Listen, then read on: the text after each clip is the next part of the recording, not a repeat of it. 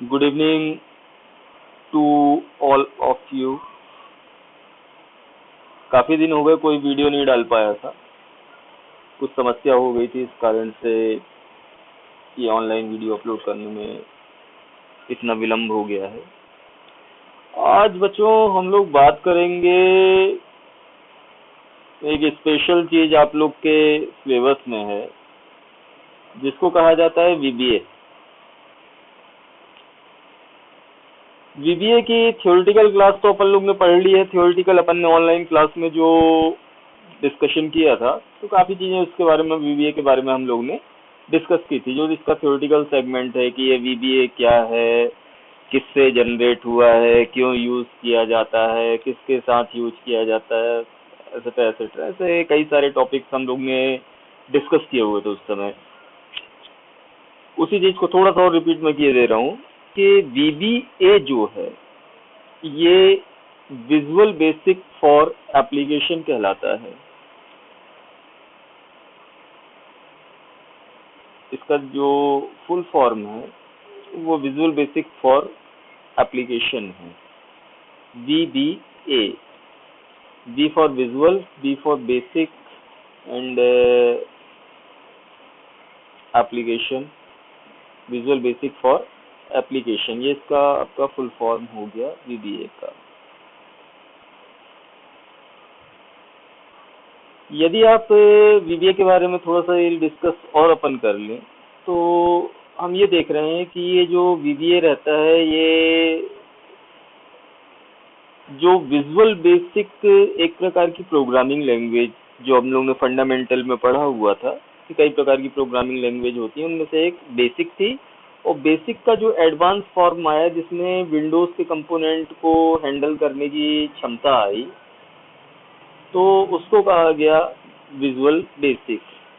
उसी visual basic का कुछ भाग ऐसा आप बोल सकते हैं कि little segment of visual basic, या विजुअल बेसिक का एक छोटा सा भाग एमएस ऑफिस में प्रयोग किए जाने वाले एप्लीकेशन प्रोग्राम्स के साथ अटैच किया गया। और जब इसे अटैच किया गया बेटा, तो ये चीज कहलाई आपकी VBA, visual basic for application. मतलब विजुअल बेसिक का वह रूप जो इंडिविजुअल प्रोग्रामिंग में यूज नहीं हो रहा है, वो किसके साथ यूज हो रहा है, किसी न किसी एप्लीकेशन के साथ यूज हो रहा है। अब एप्लीकेशन इन द सेंस जो माइक्रोसॉफ्ट ऑफिस के पैकेज के जितने भी कंपोनेंट्स या एलिमेंट या सदस्य, कुछ भी आप बोल सकते हो, जितने भी इसके सदस्य हैं एप्लीकेशन प्रोग्राम वाले, जैसे एमएस वर्ड हो गया, एक्सेल हो गया, पावर पॉइंट हो गया, आपका एमएस एक्सेस हो गया, तो इन सब के साथ जो एक इनबिल्ट फॉर्म में हम लोग को मिलता है, ये कहलाता है VBA।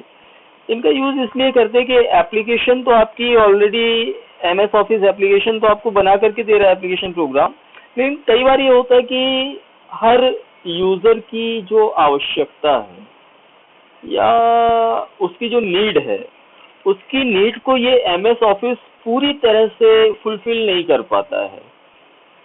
तो अपने यूजर को ये सुविधा देना कि भाई वो जिस एप्लीकेशन को यूज कर रहा है, उस एप्लीकेशन को अपनी आवश्यकता के अनुसार कस्टमाइज कर सके।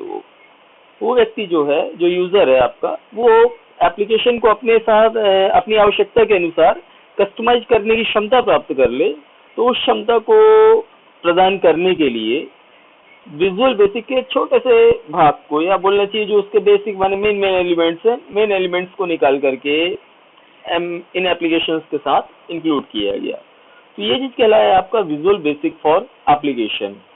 ध्यान ये रखेंगे, विजुअल बेसिक जो है ये अपने आप में एक कंप्लीट प्रोग्रामिंग लैंग्वेज है, लेकिन विजुअल बेसिक फॉर एप्लीकेशन जो है, इसमें थोड़ी सी कमियां रहती हैं। जो विजुअल बेसिक के अंदर जो फीचर्स आपको मिलते हैं, वो कुछ फीचर्स आपको नहीं मिलते हैं। वीबी का एडवांस वर्जन भी आज की डेट में चल रहा है, जिसको अपन लोग VB.NET के नाम से जानते हैं। विजुअल बेसिक जो .NET टेक्नोलॉजी के साथ काम करता है।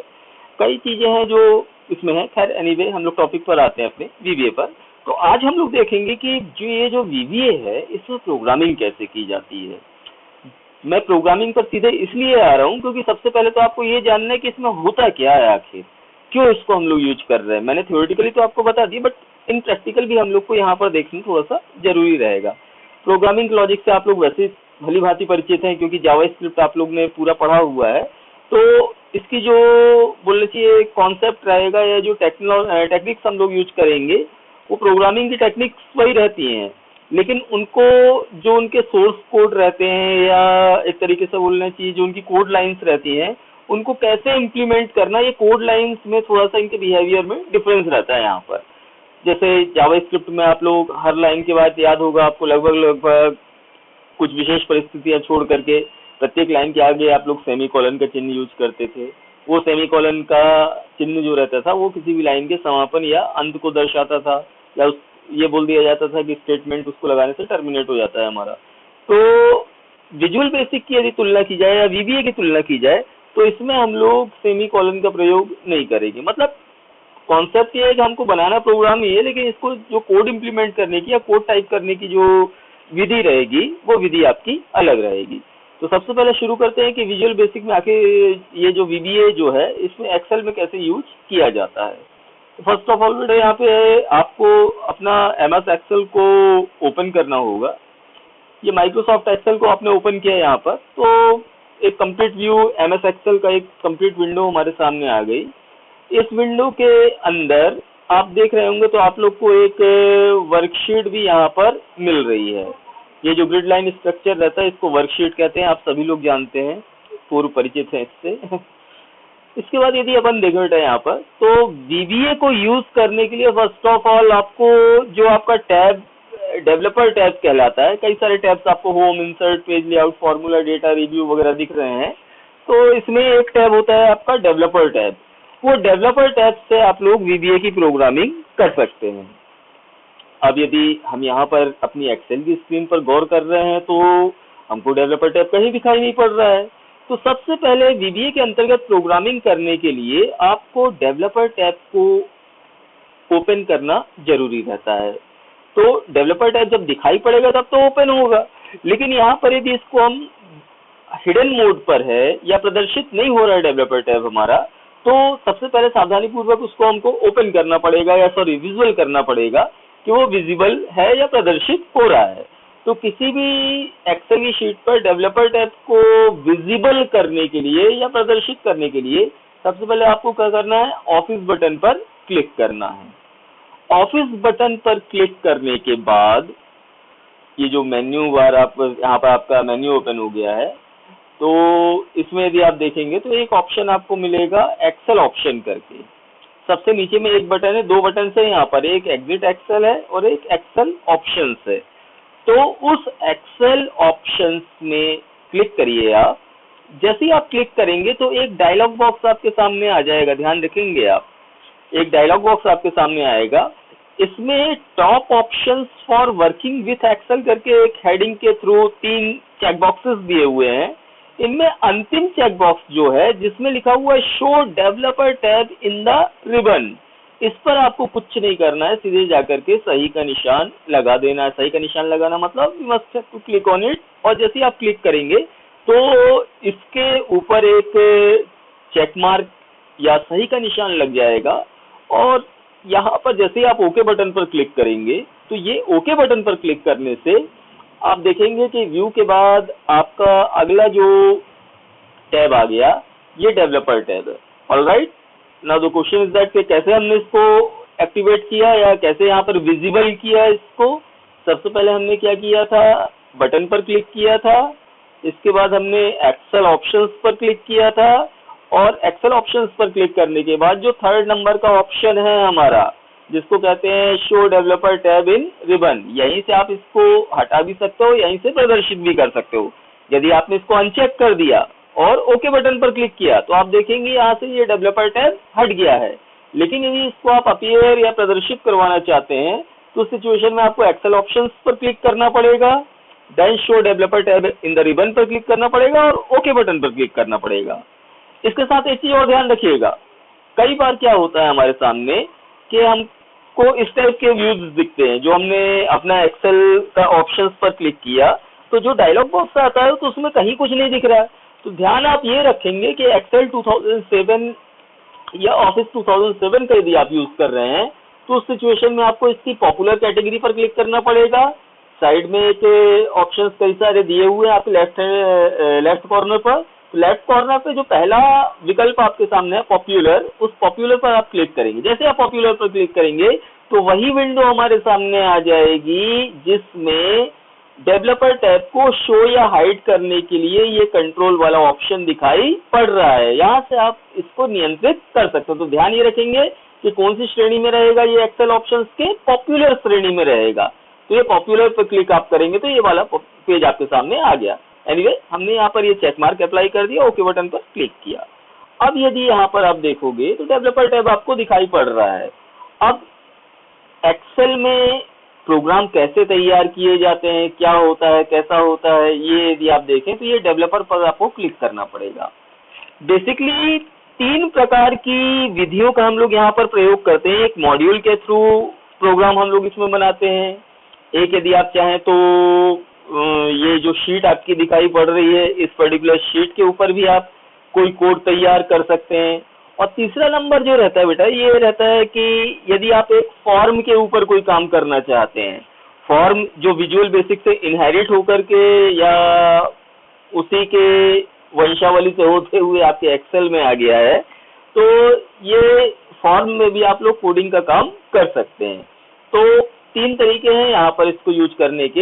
एक तो आप नॉर्मल इस शीट पर यूज कर सकते हैं, दूसरा आप इसमें मैक्रो या मॉड्यूल्स तैयार कर सकते हैं अपने, और तीसरा नंबर आप यहाँ पे फॉर्म पर भी इसको यूज कर सकते हैं। हर का थोड़ा थोड़ा मेथड जो रहेगा वो अलग होता है। तो यहाँ पर हम इसमें मेथड्स कुछ देख लेते हैं। तो बेटा सबसे पहले हम लोग देखते हैं कि एक नॉर्मल शीट पर या वर्कशीट पर वीबीए की प्रोग्रामिंग कैसे की जाती है। ध्यान रखना क्या हुआ है, हमने सबसे पहले ये डेवलपर टैब को यहाँ पर विजिबल किया, इसके बाद डेवलपर पर आपने क्लिक किया, और यहाँ पर यदि आप डेवलपर टैब पर क्लिक करेंगे तो यहाँ नीचे एक ऑप्शन मिलेगा आपको इंसर्ट कंट्रोल्स। ओके, ध्यान रखेंगे क्या ऑप्शन मिलेगा आपको, इंसर्ट कंट्रोल्स।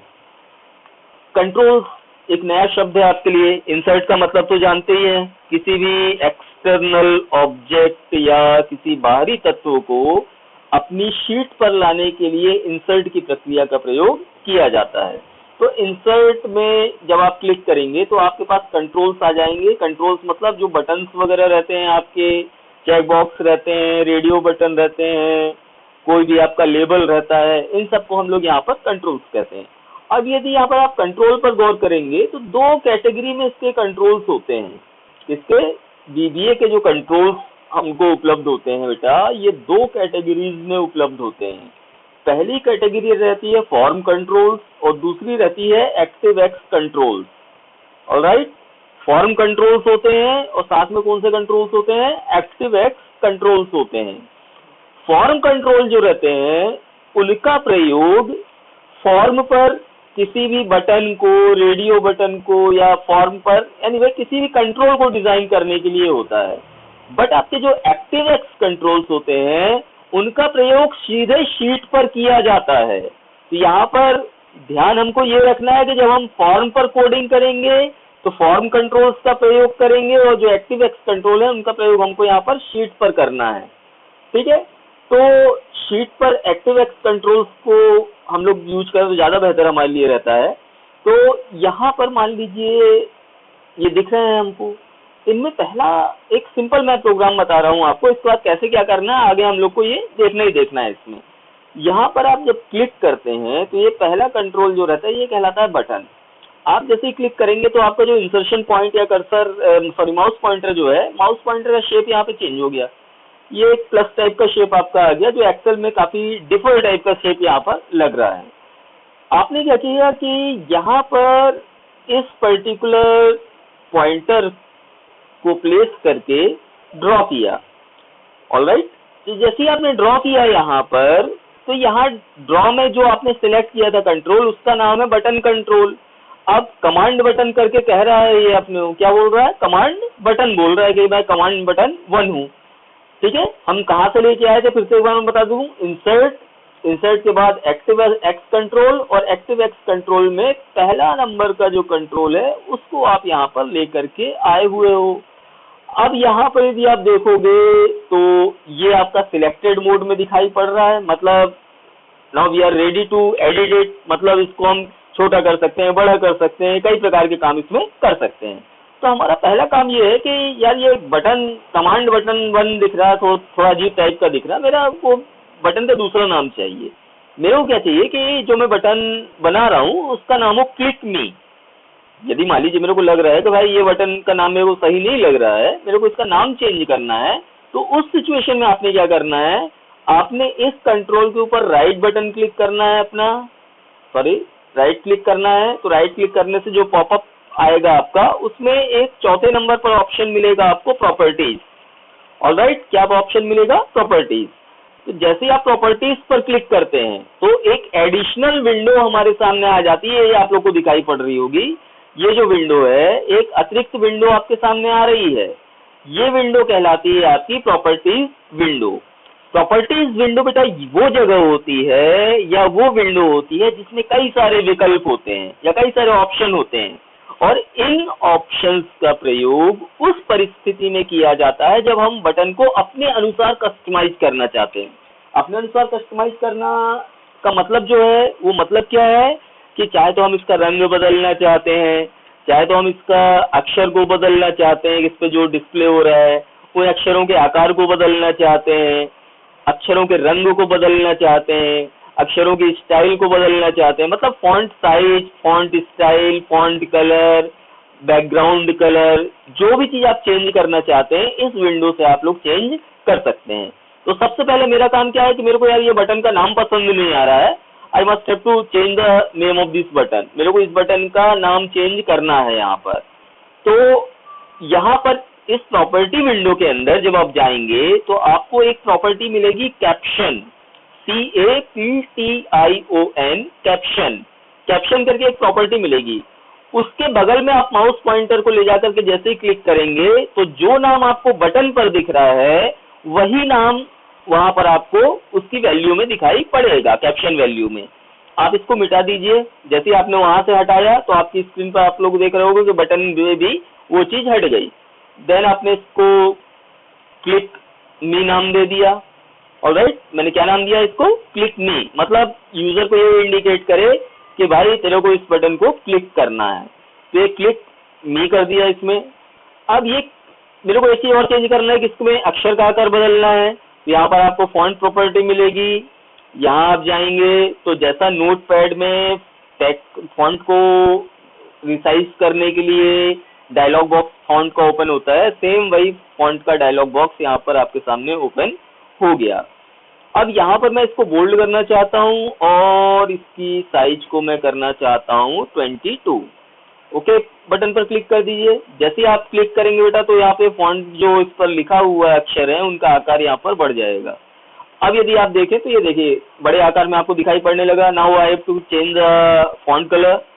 फॉन्ट के रंग को चेंज करने के लिए आपने यहाँ पर पैलेट पर क्लिक किया और ये कलर पर क्लिक कर दीजिएगा तो ये फॉन्ट का कलर भी चेंज हो गया आपका। अब कलर चेंज हो जाने के बाद बैकग्राउंड चेंज करना है आपने, तो यहाँ पर एक प्रॉपर्टी मिलेगी, इसको कहा जाता है बैक कलर। ये बैक कलर पर आप क्लिक करिएगा तो ये सिस्टम के कलर्स मिलेंगे या पैलेट मिलेगा, पैलेट पर क्लिक कर दीजिएगा, बढ़िया रहेगा। और आपने यहाँ पर कर दिया इसका डार्क ब्लू, ये आपने इसको एडिट कर दिया यहाँ पर। तो इस तरीके से हम ये देख रहे हैं कि भाई ये जो बटन है इसका टोटल डिजाइन यहाँ पर चेंज हो गया। अब इसके बाद ये तो आपने बटन तैयार कर लिया, अब बारी आती है इसकी कोड लिखने की। तो कोड लिखने के लिए भी कुछ नहीं करना है आपको, हालांकि कोड तो काफी अलग होंगे, लेकिन कोड लिखने के लिए क्या करना है ध्यान रखिएगा। बेसिक मैं बता रहा हूँ कि हाउ टू डू, कैसे करना है, फिर आगे हम बढ़ेंगे कि क्या करना है। तो कैसे में पहले ही देख लीजिए कि राइट क्लिक किया आपने, यहाँ पर 5th नंबर ऑप्शन आपको मिलेगा इस पॉपअप में जिसको बोलते हैं व्यू कोड। ऑलराइट, इसका नाम क्या रहेगा? View code. ध्यान रखिएगा इससे पहले प्रॉपर्टीज की जो विंडो खुली है वो आपने इस ऑप्शन प्रॉपर्टीज के द्वारा खोली हुई है, और व्यू कोड जो है उसकी सहायता से आप इसके अंदर कोई भी कोड तैयार कर सकते हैं। ठीक है, तो ये व्यू कोड पर मैंने क्लिक कर दिया भाई। यहाँ पर जाकर के जैसे ही मैंने क्लिक किया तो यहाँ पर आप देखोगे कि ऊपर में 2 लाइनें लिखी हुई हैं, एक विंडो ओपन हो गई। जैसा एडिटर होता था हम लोग का नोटपैड का, वैसा एडिटर टाइप का ओपन हो गया, लेकिन दो चीज यहाँ पर मिली हमको अलग। एक तो ये लिस्ट बॉक्स मिला, और दूसरी चीज जो मिली हम लोग को यहाँ पर, तो थोड़ा साइड कर दूं मैं, दूसरी जो मिली वो ये चीज मिली आपको। ठीक है, तो यहाँ ध्यान रखिएगा कि ये जो एरिया है ये आपके ऑब्जेक्ट को शो करता है कि आपकी जो कोडिंग हो रही है वो कौन से ऑब्जेक्ट पर हो रही है। तो हमको किस पर कोडिंग करना है, हमारे बटन पर करना है। तो यहाँ पर आपकी कोडिंग कहाँ पर हो रही है, कमांड बटन 1 पर। अब कोडिंग जो आपकी हो रही है वो कौन से इवेंट पर हो रही है। इवेंट मैंने पहले भी बताया था आप लोग को जावास्क्रिप्ट में भी, आप लोग जानते ही हैं कि यूजर के द्वारा कोई भी क्रिया जो कंप्यूटर सिस्टम पर की जाती है, खास करके इनपुट डिवाइसेस के द्वारा या सिस्टम पर की गई कोई भी क्रिया, चाहे वो इंटरनेट के माध्यम से हो, चाहे आपके इनपुट आउटपुट डिवाइसेस के माध्यम से हो, उसको हम लोग यहाँ पर इवेंट बोलते हैं। जैसे यदि कोई ने कोई बटन क्लिक किया तो वो क्लिक इवेंट कहला गया, माउस पॉइंटर को किसी कंट्रोल के ऊपर प्लेस कर दिया तो ऑन माउस ओवर कहला गया। ये सब आप लोग को पहले ही पढ़ा दिया था, इसमें भी सेम यही चीजें चलती हैं। तो ध्यान रखेंगे कि दो लिस्ट बॉक्स यहाँ पर रहते हैं हमारे सामने, एक में ऑब्जेक्ट की लिस्ट होती है और दूसरे में इवेंट की लिस्ट होती है। तो ये इवेंट की लिस्ट के माध्यम से हम यह निर्धारित कर सकते हैं कि हम कौन से इवेंट पर कोडिंग करना चाहते हैं। मतलब किसी कंट्रोल पर क्या करें तो क्या चीज हो, क्या करें तो क्या चीज हो, इन द सेंस कहने का मतलब क्या है मेरा, कि बटन पर क्लिक करें कि बटन के ऊपर माउस पॉइंटर ले आए, कि बटन के ऊपर राइट क्लिक करें तो ये चीज हो। मतलब हम ये चीज यहाँ पर निर्धारित करते हैं कि हमारे द्वारा कौन सी क्रिया की जाएगी और उस क्रिया की प्रतिक्रिया के फलस्वरूप ये कोडिंग क्या रिस्पॉन्स करेगी या ये कोडिंग आपको क्या बताएगी। तो यहाँ पर बेटा हम लोग ने क्या यूज किया हुआ है, ऑब्जेक्ट आपका कमांड बटन 1 प्रयोग किया है, और यहाँ पर इवेंट जो यूज किया है वो क्लिक इवेंट किया है यूज। मतलब बटन पर क्लिक करने पर ये चीज जो अपन कोडिंग लिखने वाले हैं वो कोडिंग अपने आप को जनरेट करे या उत्पन्न करे। ऑलराइट, तो यहाँ पर कुछ नहीं, मैं बिल्कुल सिंपल बनाने की कोशिश कर रहा हूँ कि आप बटन पर क्लिक करें तो किसी सेल के अंदर, किसी विशेष सेल के अंदर कोई वैल्यू आ जाए। ठीक है, आपको क्या करना है, क्लिक करना है, और उस क्लिक के परिणाम स्वरूप वो जो वैल्यू आपकी सेल है कोई सी भी जिसको मैं निर्धारित करूंगा, उस सेल के अंदर किसी ना किसी प्रकार की वैल्यू आ जाए। तो इसके लिए आपने क्या किया, यहाँ पर एक सिंपल एक सिंगल लाइन का कोड आपको लिखना है। सिंगल लाइन का कोड क्या रहेगा, अब यहाँ पर हम लोग देख लेते हैं उसको। एक्सेल से आप लोग अच्छे से परिचित हैं। एक्सेल में एक शब्द होता है रेंज। रेंज भी आपको शायद पता होगा, जहां तक रेंज क्या होता है शब्द। रेंज लिया आपने, इसके बाद जो सेल का एड्रेस आप देना चाहते हैं, जिसमें कोई काम करना चाहते हैं, फॉर एग्जांपल मैंने ले लिया यहाँ पर A1। मतलब रेंज किसकी रेंज, वर्कशीट के अंदर सेल की रेंज में बता रहा हूं अपने इसको, कि यदि ये क्लिक करें तो कौन सी सेल की वैल्यू चेंज हो। तो यहाँ पर आपने सेल एड्रेस दे दिया जिसमें आप वैल्यू को देना चाहते हैं। इसके बाद डॉट लगाइएगा यहाँ, तो एक लिस्ट अपने आप आ जाएगी।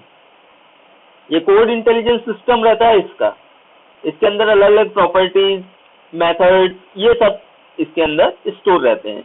तो इसके अंदर मैं क्या करना चाह रहा हूँ, किसी वैल्यू को जोड़ना चाह रहा हूँ। किसको जोड़ना चाह रहा हूँ, ध्यान रखिएगा, वैल्यू को।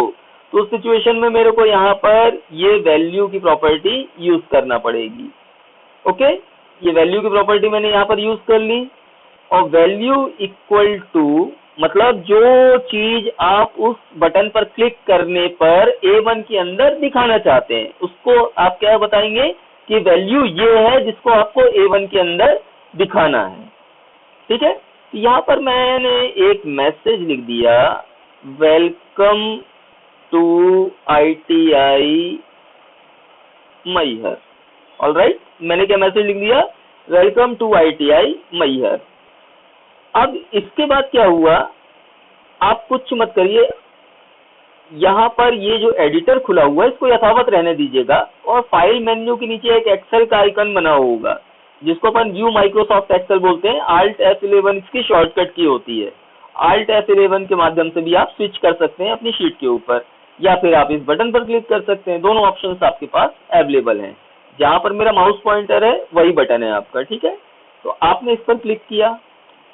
जैसे ही आपने क्लिक किया तो यहाँ पर कुछ भी चीज नहीं दिख रही है। एक ही और ध्यान रखेंगे, इंसर्ट के बगल में एक डिजाइन मोड दिख रहा है आपको। ये बटन अभी आपको कैसा दिख रहा है कि ये बटन एक्टिव है या सक्रिय है, मतलब ये डिजाइन मोड ऑन है अभी। यहाँ से आपको डिजाइन मोड को ऑफ करना है। ओके, आपने डिजाइन मोड को ऑफ कर दिया यहाँ पर। अब जैसे ही आपने ऑफ किया तो देखिए ये जो बटन सिलेक्ट हो रहा था क्लिक करने पर, ये सिलेक्ट नहीं हो रहा। और डिजाइन मोड पर भी आप देखेंगे तो इसको मैं सिलेक्ट कर सकता हूँ। यहाँ पर देखिए माउस पॉइंटर 4 कोने वाला हो गया है और यहाँ पर माउस पॉइंटर आपका सिंगल वाला है, ठीक है। तो मेरा क्या उद्देश्य था प्रोग्राम का कि जो सेल A1 है हमारी, सेल A1 मतलब ये जो सेल है, ये जो यहाँ पर सेल दिख रही है आपको A1, यदि मैं इस पर क्लिक करूं तो welcome to government ITI Maihar का मैसेज आए। तो मैंने क्या किया, इस बटन पर क्लिक किया। जैसे ही मैंने क्लिक किया तो आप लोग की स्क्रीन पर दिख रहा होगा कि यहाँ पर आ गया वेलकम टू ITI मैहर। अब इसी के यदि विजुअल बेसिक वाले सेक्शन में जाएं तो आपने कुछ नहीं किया है, आपने केवल क्या दिया है, उसको रेंज दिए भैया कि कौन से सेल पर आपको कौन सी वैल्यू को अप्लाई करना है। ये 2 चीज आपने उसको बता दी और इस बटन पर क्लिक करने से वो चीज यहाँ पर आपके जो A1 सेल है उसके अंदर आपको दिखाई पड़ने लगी या परिलक्षित होने लगी। अब मैं चाहता हूं कि यार ये एक बार मैंने बटन पर क्लिक कर दिया यहाँ पर, अब दोबारा देखता हूं मैं तो दोबारा तो इसका कोई प्रोग्राम का मतलब ही नहीं निकल रहा, क्योंकि ये welcome to government ITI Maihar तो हट ही नहीं रहा और एक बार आपने क्लिक कर दिया तो यहाँ पर ये यथावत रहेगा। तो इसके लिए फिर से मैं क्या कर रहा हूँ, यहाँ पर डिजाइन मोड पर क्लिक कर रहा हूँ, फिर से इंसर्ट पर जा रहा हूँ, फिर से ActiveX कंट्रोल्स पर जा रहा हूँ और यहाँ से एक बटन को उठा रहा हूँ। और इस बटन को उठाने के बाद अगेन मैंने यहाँ पर एक अपना बटन ड्रॉ कर लिया। बटन ड्रॉ करने के बाद इस बार मैं ज्यादा चेंजेस में नहीं कर रहा हूँ, थोड़ा फास्ट करूंगा इसको। और यहाँ पर मैंने इस बटन का नाम दे दिया क्लियर। ओके, मैंने क्या नाम दे दिया बटन का, क्लियर। मतलब इस बटन पर मैं क्लिक करूं तो जो वैल्यू क्लिक मी बटन पर क्लिक करने से आ रही है वही वैल्यू क्लियर बटन पर क्लिक करने से हट जाए। तो मैं इसको चेंज कर दे रहा हूँ, थोड़ा सा फॉन्ट्स वगैरह इसके, और ये फॉन्ट मैंने चेंज कर दिया। ज्यादा आपको बताने की आवश्यकता नहीं है, आप लोग ने भी देख लिया है। ये कलर भी मैं चेंज कर रहा हूँ, इसके बाद इसका कलर चेंज किया। कलर चेंज करने के बाद फिर से इसकी कोडिंग भी करना पड़ेगी कि भाई क्लियर बटन पर क्लिक करें तो क्या हो, ये चीज हट जाए। तो यहाँ पर आपने राइट बटन क्लिक किया, इसके बाद आप फिर कहाँ गए, व्यू कोड पर गए।